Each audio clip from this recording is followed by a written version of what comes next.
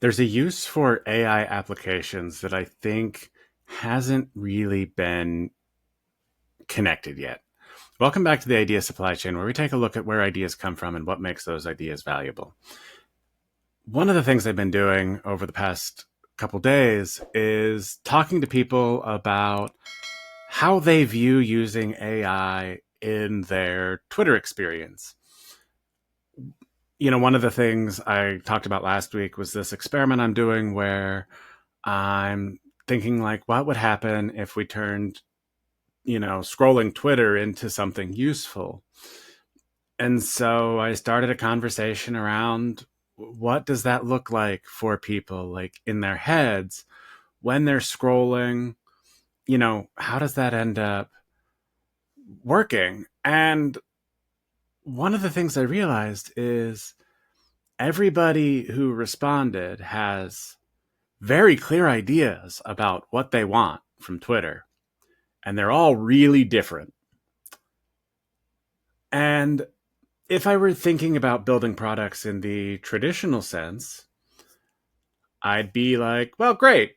None of these are the same. And I maybe just need to talk to a lot more people and figure out how to build something that some higher percentage subset of the people interviewed would want.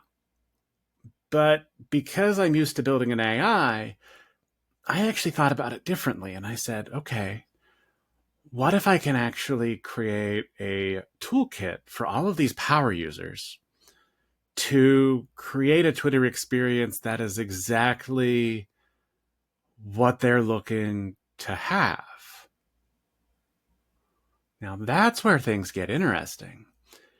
Because one of the things I've done with this is I've created a Chrome extension that can tap into the tweets you're seeing, and it can get information from user profiles and, all these different things. And so if it can do that, then what if for each piece of that puzzle, I just used it like a webhook for users to be able to generate and run their own functions, uh, based on the things that they want to see. Huh. We're getting into something very, very interesting here. Because the nice thing about Chrome extensions is they run locally on the machine. It's not something that is necessarily shared with people. Now, I think there is actually something to make them shareable. I'm also not 100% sure on how this would work in like the Chrome store. So might have to play around with this a little bit. But we're talking a more profound ownership of your internet experience and your usage of the data that you're creating. And that gives these power users much more say in exactly what kind of experience they're looking to have. These are people spending a lot of time on Twitter. People like me. I spend too much time on Twitter. So if they're spending that time, there's obviously something valuable happening. If there's something valuable happening, how can I save them time or increase the value in what is happening?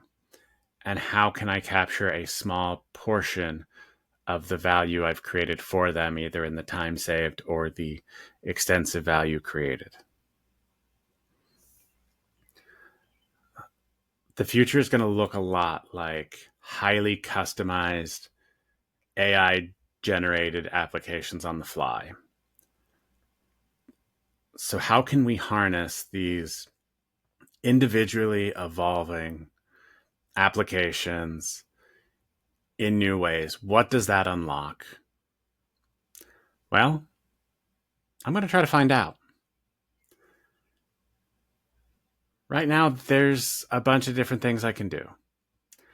I can replace bios. I can color code the tweets according to the emotion they represent. Ideally. Right now it's all random. But the idea that somebody presented was coloring the tweets according to the type and strength of emotion that the tweet represented. How can I do this in a way that gives people ultimate flexibility over their Twitter experience? About to find out. That's it for today, but stay tuned. There's going to be more on this because this is kind of a fascinating problem and one that I'm really excited to dig into further. So thanks for watching, and I'll see you in the next video.